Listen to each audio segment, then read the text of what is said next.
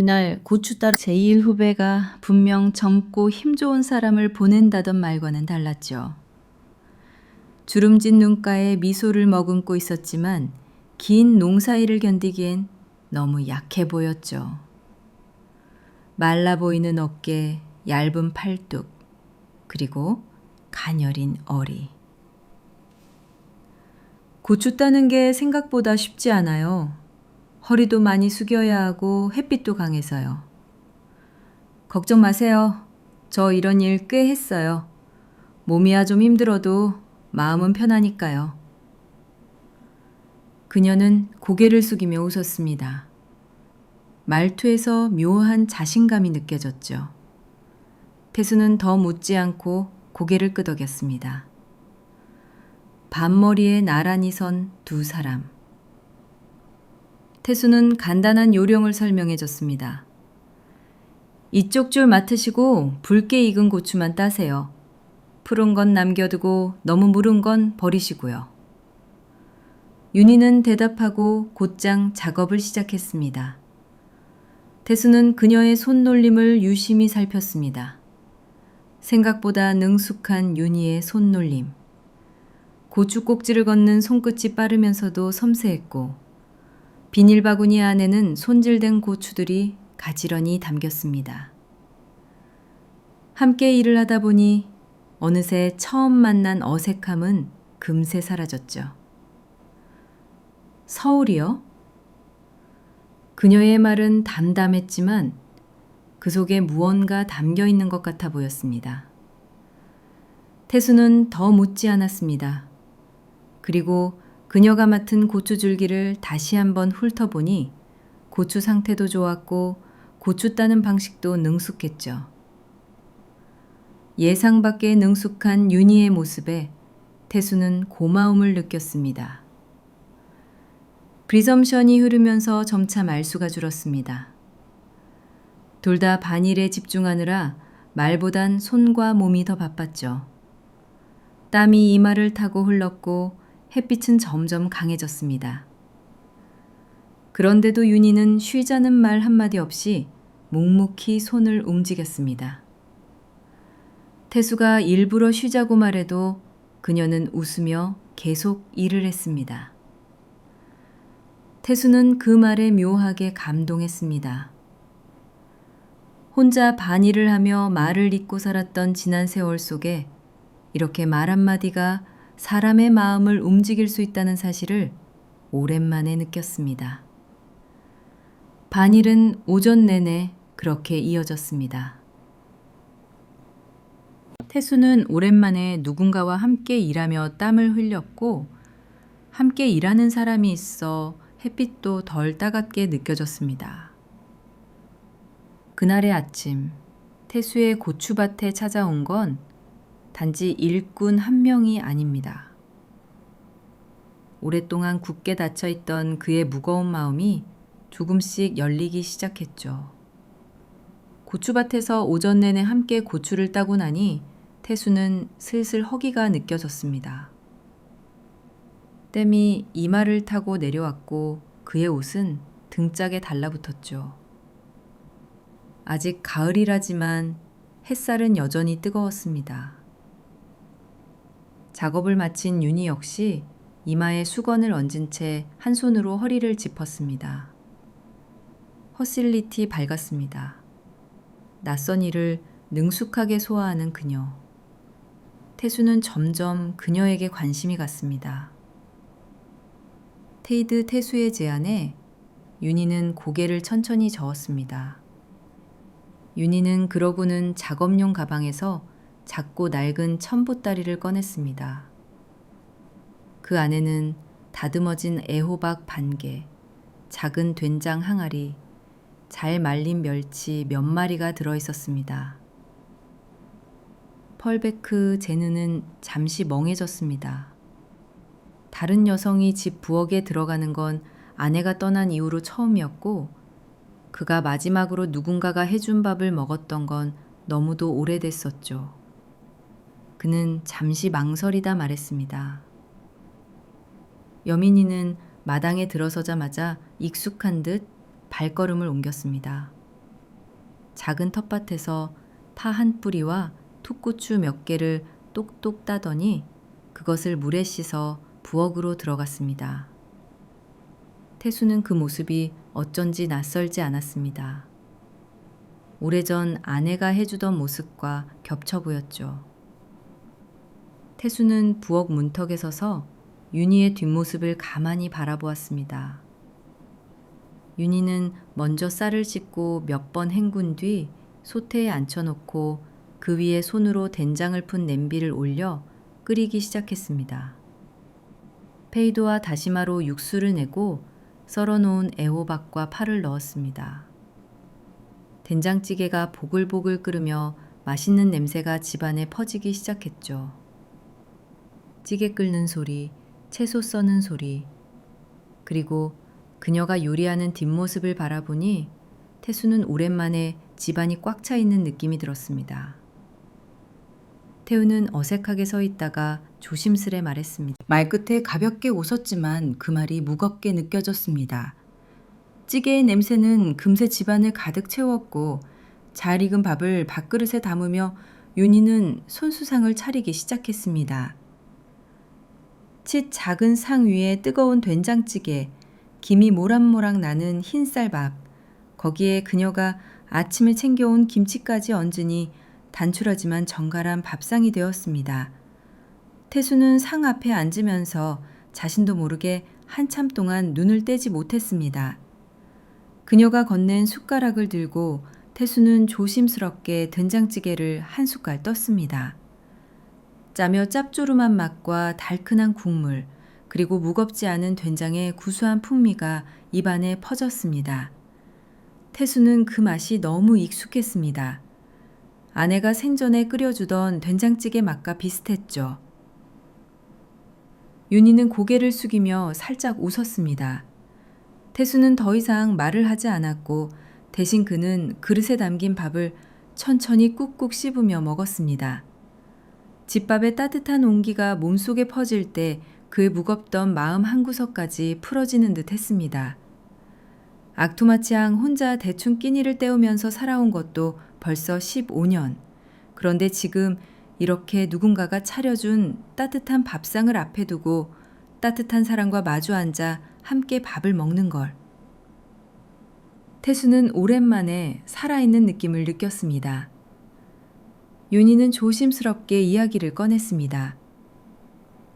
고리징한 언제부터인가 잊고 지냈던 단어였습니다. 그런데 윤희가 고추장에 대해서 말하자 태수는 문득 예전이 그리워졌습니다. 브루트가 아내가 고추장을 담그던 그 시절을요. 글쎄요, 생각도 못 해봤네요. 고추장을 다시 담근다니. 그럼 제가 도와드릴게요. 며칠만 같이 고생하면 돼요. 그녀는 아무렇지 않게 말했지만 그 한마디는 태수에게 묘한 설렘으로 다가왔습니다. 무거웠던 마음이 그녀 덕분에 차츰 녹아내리기 시작했죠.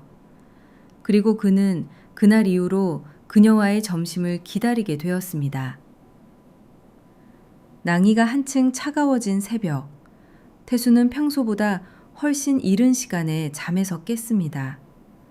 전날 윤희가 끓여준 된장찌개의 향이 어쩐지 아직도 집안에 남아있는 것 같았습니다. 지 잠에서 덜 깬 몸을 일으켜 부엌으로 나간 그는 어제 남은 찌개를 데워간다니 아침을 먹으려 했습니다.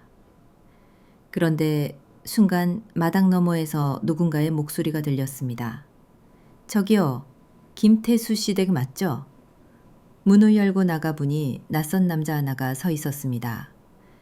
40대 초반쯤 되어 보이는 그는 야구 모자에 회색 작업복을 입고 있었고 어깨에는 가벼운 가방 하나를 들고 있었습니다.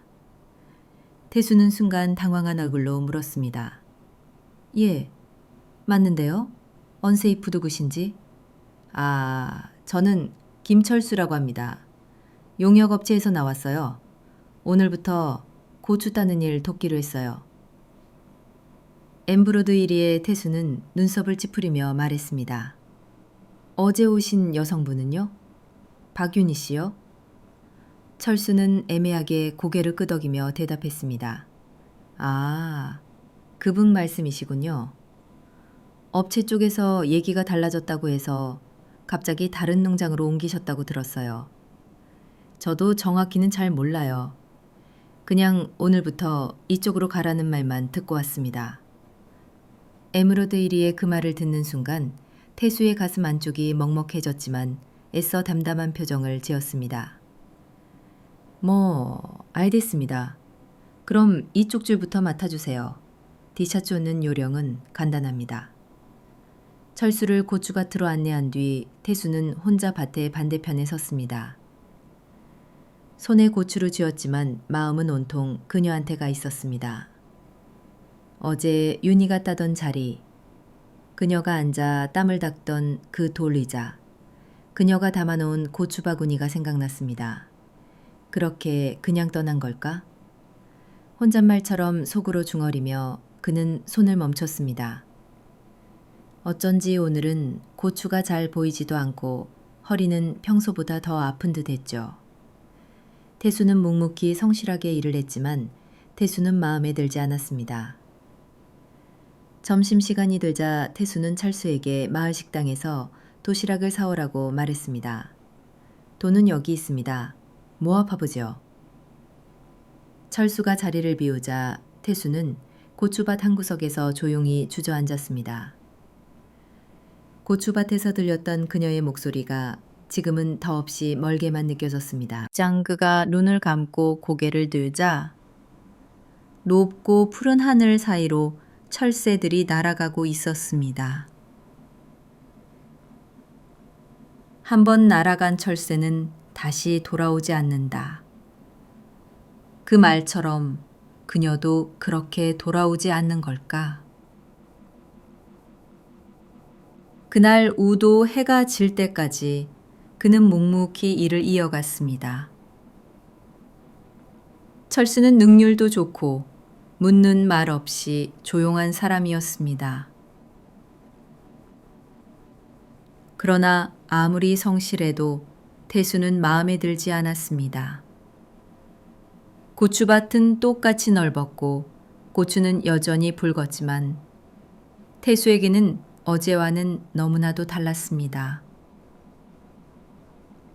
일을 마치고 집으로 돌아온 태수는 저녁 준비를 하려다 냉장고 문을 열고 문 안쪽에 놓여있던 된장찌개 한 그릇, 윤희가 끓여놓고 간 그 찌개, 그는 그것을 꺼낸 냄비에 부어 조용히 불을 올렸습니다.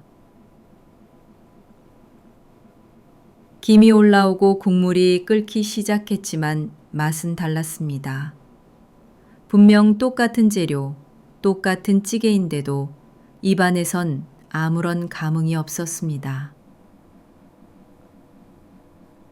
그는 몇 숟갈만 뜨고 수저를 내려놓았습니다. 그날 밤 태수는 잠을 이루지 못했습니다. 창밖을 내다보며 그녀가 고추를 따던 밤머리를 바라보았습니다. 그렇게 잠 못 이루고 밤을 보낸 태수는 해가 뜨자마자 마을 후배 최일석을 찾아갔습니다. 일석은 담배를 입에 물고는 말을 했습니다. 골치 아파. 그분 어제부터 다른 농장으로 갔는데 그 농장 주인이 좀 안 좋더라고. 뭐가 안 좋아? 일꾼들한테 막대하고 특히 나이 있는 여자분들한테 더 심하게 막대한대. 태수의 얼굴이 굳어졌습니다. 말없이 트럭 열쇠를 집어들고 일석을 돌아보지도 않은 채 뚜벅뚜벅 걸어 나갔습니다. 그는 그렇게 그녀를 향해 다시 길을 나섰습니다. 태수는 가슴속 어딘가에서 뭐라 설명할 수 없는 감정이 끓고 있었습니다. 그는 차에 올라타는 순간부터 두 손에 힘이 들어갔습니다. 트럭 핸들을 쥔 손등엔 핏줄이 도드라졌고 입술은 굳게 다물었습니다. 가을 햇볕이 따뜻하게 내려앉는 아침이었지만 그의 얼굴은 찬바람을 맞은 듯 무거웠습니다. 최일석이 말한 농장은 마을을 지나 한참을 더 올라가야 하는 산기슭 쪽에 있었습니다. 농장이라기보다 커다란 비닐하우스가 여러 동 늘어서 있는 토마토 재배지였죠.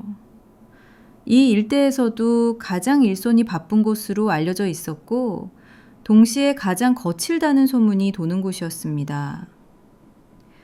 트럭은 자갈이 깔린 비포장기를 따라 덜컹이며 달렸고 100미터 너머로 흙먼지가 피어올랐습니다. 핸들을 부여잡은 태수는 내내 말이 없었습니다.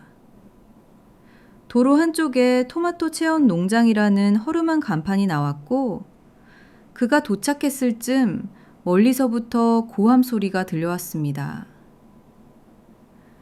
암태수는 그 목소리에 숨을 멈췄습니다.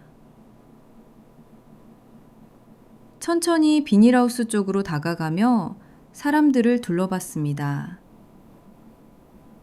일꾼들이 11명 흩어져 있었고 그 가운데 고개를 숙이고 일하고 있는 윤희가 있었습니다.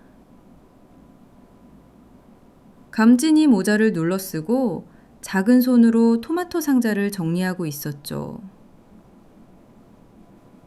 그 옆에 있는 남자는 몸집이 크고 얼굴이 붉게 상기된 채로 소리를 질러대고 있었습니다. 야, 이 여자야! 도대체 여기 왜 왔어? 으이구, 일을 못하면 집에서 애나 보든가. 그 말에 태수의 이성이 끊겼고 그는 주먹을 꽉 쥔 채 그 앞으로 걸어 나갔습니다. 그만하시죠! 농장주는 누군지 모르는 태수를 흘겨보며 말했습니다. 뭐요? 당신 누구요? 저 사람 제가 아는 분입니다. 왜 이렇게 함부로 말합니까? 당신이 알든 말든 일을 못하는데 농장 잘못되면 당신이 책임질 거야. 제가 데려갑니다. 더 이상 이런 곳에 있을 이유 없습니다. 말을 마친 태수는 윤희 쪽으로 걸어갔습니다. 그녀는 눈을 동그랗게 뜨고 태수를 바라봤죠. 놀란 눈과 미안하고 슬퍼 보이는 그녀의 표정. 이제 됐어요. 햄은 그만 가요. 윤희는 아무 말 없이 태수를 따라 나섰습니다. 뒤에서 농장주는 여전히 뭐라 중얼거렸지만 태수는 신경 쓰지 않았습니다. 랩톱 조수석 문을 열었고 그녀는 조심스럽게 앉았습니다. 태수도 차에 타고 잠시 그녀를 바라보고 입을 열었습니다. 많이 힘드셨죠?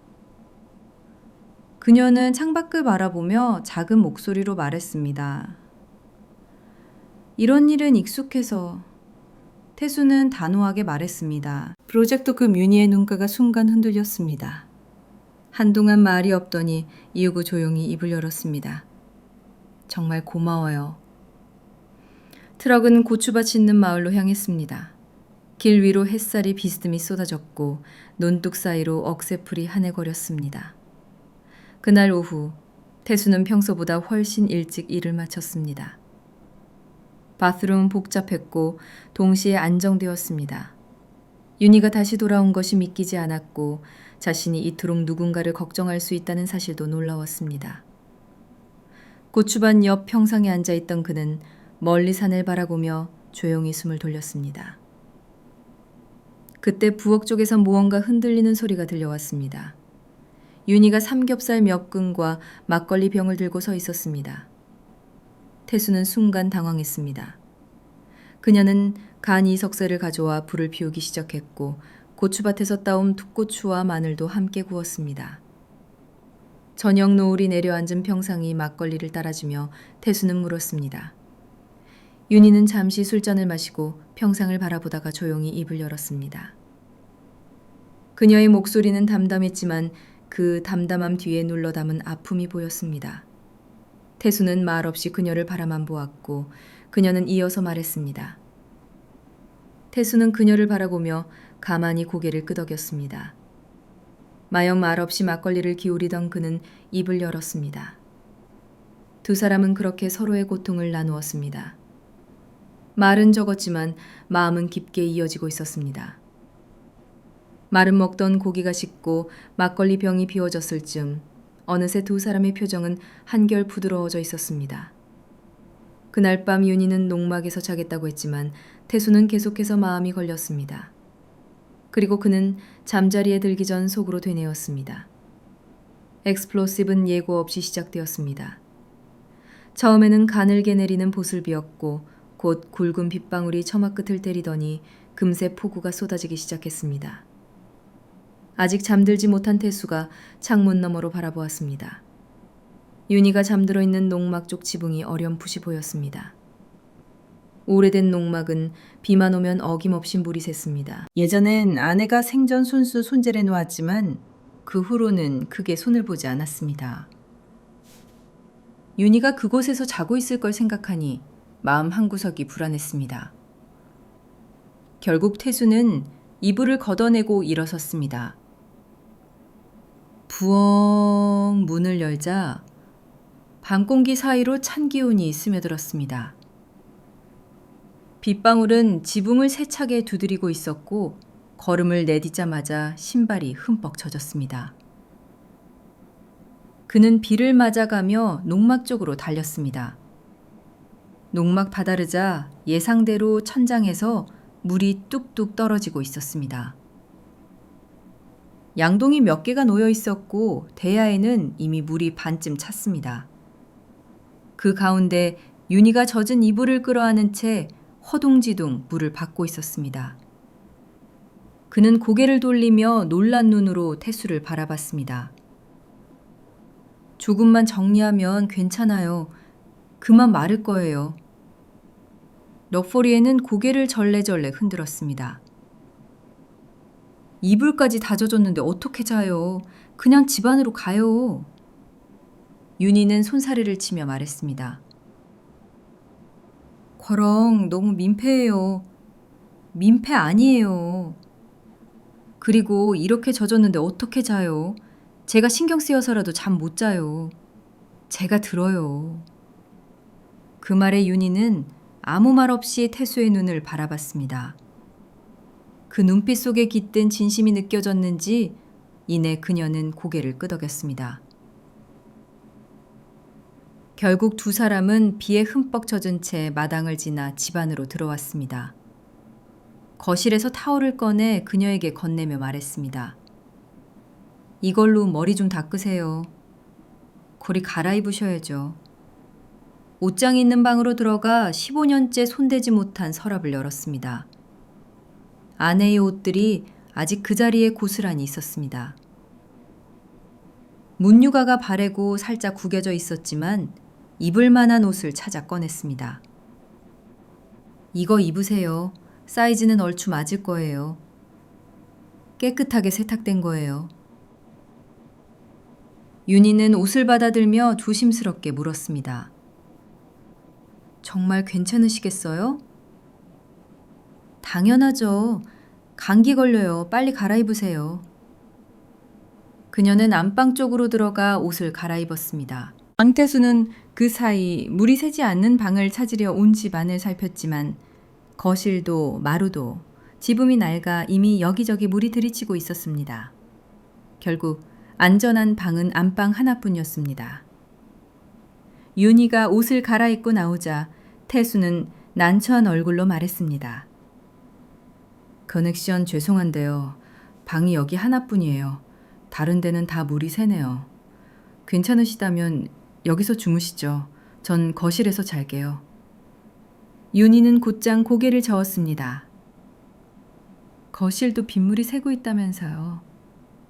두 사람은 서로 양보하느라 한참을 실랑이하다가 결국 이불을 두 채로 나눠 태수는 바닥에 깔고 자고 윤희는 침대에서 자는 걸로 결정했습니다. 방 안은 조용했고 두 사람은 각자 이불 속으로 몸을 뉘었지만 쉽게 잠들지 못했습니다. 비는 여전히 지붕을 두드리고 있었고 가끔 천장에서 삐걱거리는 소리도 들려왔습니다. 방 안은 조용했지만 서로의 숨결이 어렴풋이 들렸죠. 다른 사람과 같은 공간에서 숨을 쉬고 있다는 것, 오랜만의 일이었기에 더 어색하고 낯설었습니다. 오늘 정말 고마웠어요. 여밤엔 입을 열었습니다. 아니에요. 당연한 일이었어요. 여밤엔 두 사람은 다시 잠시 침묵에 빠졌습니다. 하지만 그 둘에게는 말없이 서로 가는 감정이 있었습니다. 태수 씨, 이 옷 사실 받으면서 조금 놀랐어요. 태수는 한참 말이 없었습니다. 그러고는 조용히 대답했습니다. 그동안 손을 못 댔어요. 또 그대로 두고 있었어요. 하지만 윤희 씨라면 괜찮겠다는 생각이 들었어요. 윤희는 이불 속에서 조용히 그의 말을 들었습니다. 그에게도 그녀에게도 어떤 의미인지 서로 잘 알고 있었습니다. 지나간 시간을 꼭 붙잡고 살던 그가 처음으로 현재의 사람을 위해 과거를 내려놓은 순간, 그리고 윤희는 그 현재의 사람이 되기로 마음먹었습니다. 새벽녘 비는 점차 잦아들었습니다. 창밖은 여전히 흐렸고 차가운 빗소리가 들려갔지만 방 안은 따뜻했습니다. 그날 밤 태수와 윤희는 같은 방에서 서로의 숨결을 느꼈습니다. 조심스럽고 조용했지만 분명히 더 가까워진 밤이었습니다. 태수가 눈을 떴을 때 새벽은 이미 밝아오고 있었습니다. 빗소리는 잦아들었고 창문 너머로 흐릿한 햇살이 들이치고 있었습니다. 평소보다 훨씬 깊게 잠든 그는 뒤척이며 몸을 일으켰습니다. 마당이 조용했습니다. 이불을 정리한 뒤 문을 열자 고소한 된장 냄새가 부엌에서 퍼져나왔습니다. 그는 순간 멈춰섰습니다. 타닥타닥. 무언가 볶아지는 소리, 냄비 뚜껑이 들썩이는 소리, 그리고 조용히 움직이는 발소리. 전날 밤 비에 젖어 피곤했을 법한데 윤희는 벌써 일어나 아침을 준비하고 있었습니다. 부엌 문가에 기대어 그녀의 뒷모습을 바라보았습니다.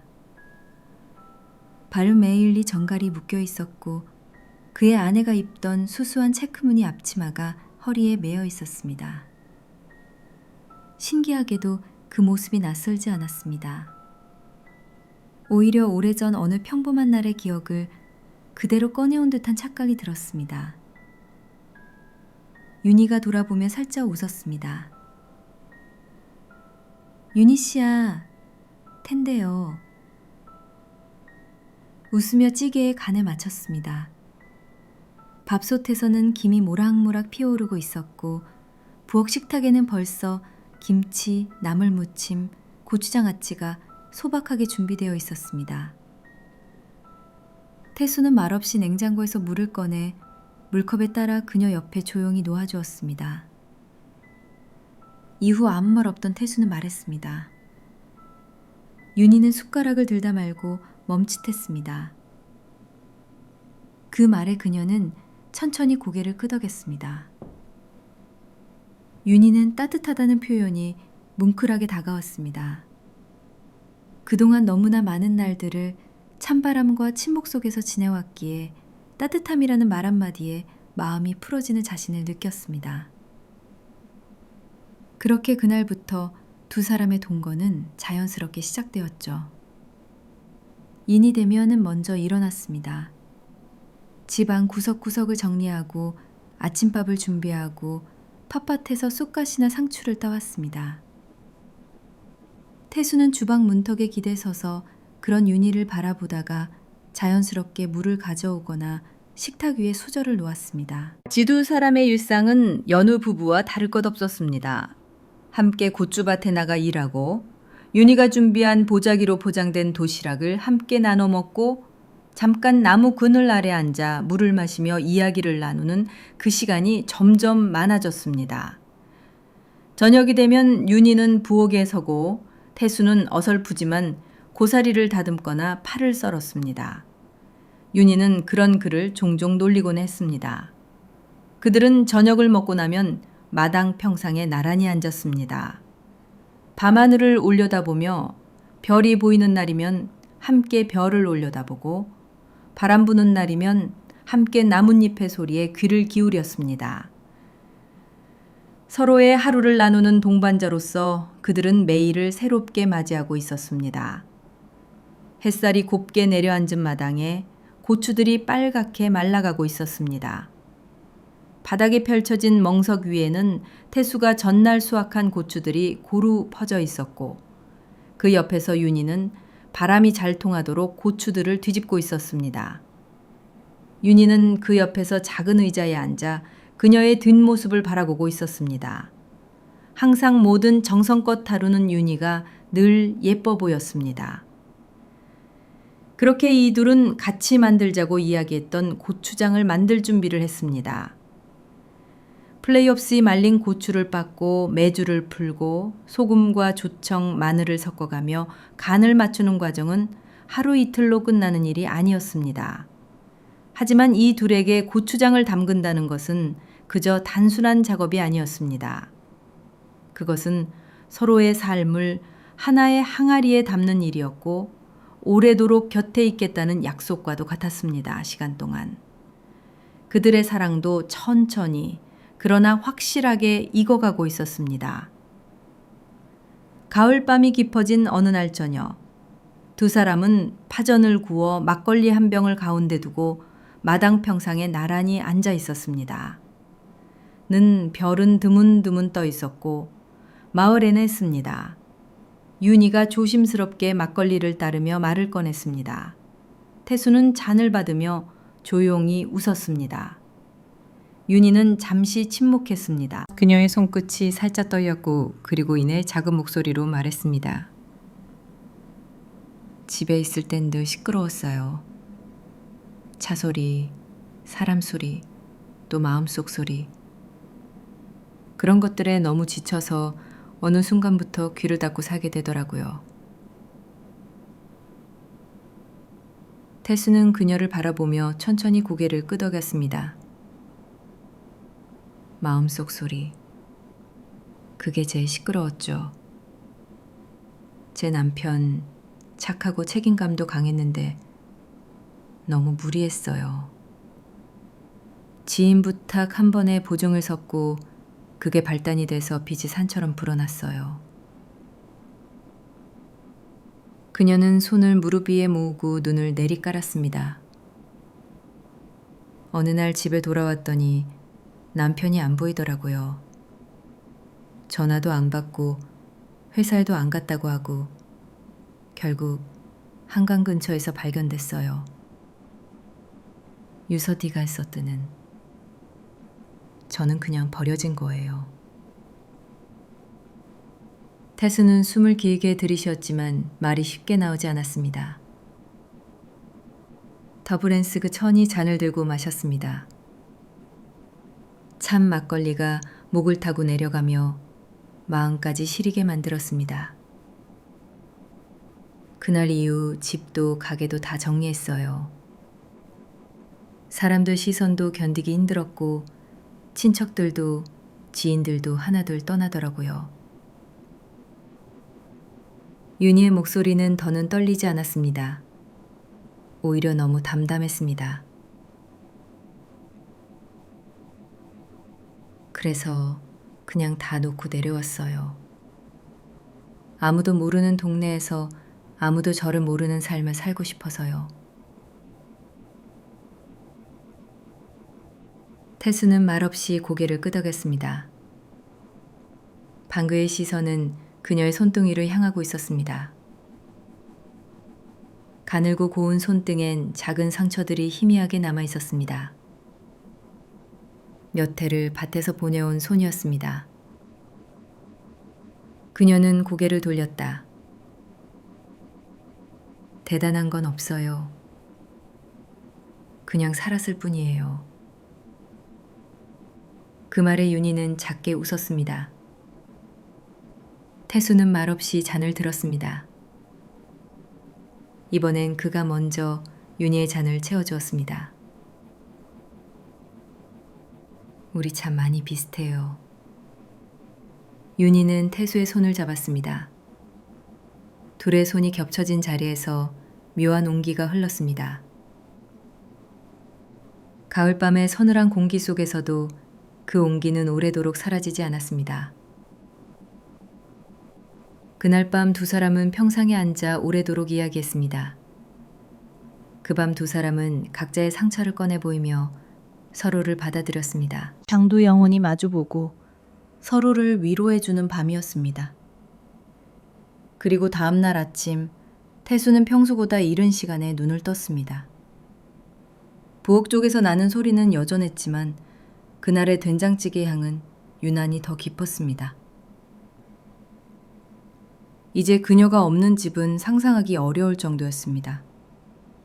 윤희는 거실 창문을 열어 환기를 시키고 있었고 태수는 밥상 옆에 앉아 신문을 넘기다 그녀를 바라보았습니다.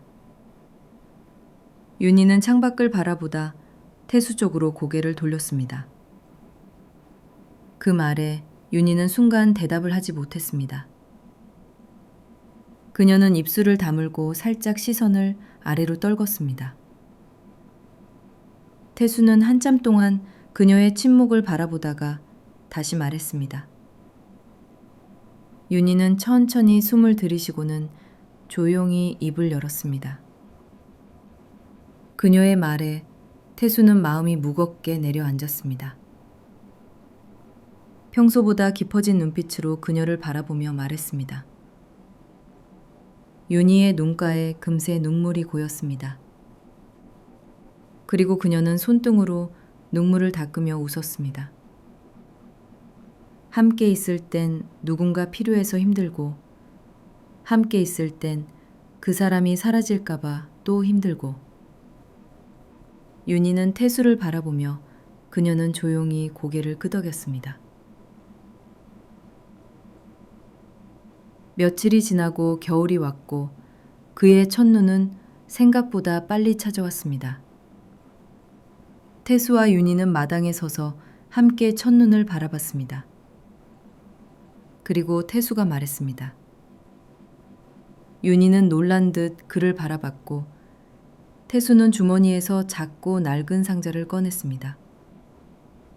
그 안에는 오래전 아내가 그에게 마지막으로 남긴 반지가 들어 있었습니다. 평범한 은반지였지만 그 안에는 깊은 의미가 담겨 있었습니다. 윤희는 눈물 한 줄기를 흘리며 답했습니다. 며칠 뒤 마을 회관에서 잔치가 열렸고 결혼식이라 부르기엔 조촐했지만 마음만큼은 어느 예식장 못지 않았습니다. 마을 주민들은 손수 한 상 가득 음식을 준비했고 이장님은 자신의 딸이 입던 한복을 윤희에게 빌려줬습니다. 태수는 검정 정장에 낡은 구두를 신고 윤희는 연한 분홍색 치마 저고리를 입고 입장했습니다. 식장은 수줍은 웃음과 박수로 가득 찼고 이장님의 주례는 짧고 간단했습니다. 그 둘의 이야기는 차갑게 바람이 부는 고추밭에서 시작되었지만 함께 따뜻한 사랑을 하고 있습니다. 늦은 인생에 뒤늦게 찾아온 가장 따뜻한 사랑. 오늘도 이야기를 들어주신 여러분 감사합니다. 구독과 좋아요, 알림 설정을 눌러주시면 따뜻한 이야기를 들려드리는데 큰 힘이 됩니다. 외롭고 지친 하루의 오늘 이야기가 작은 위로가 되었길 바랍니다.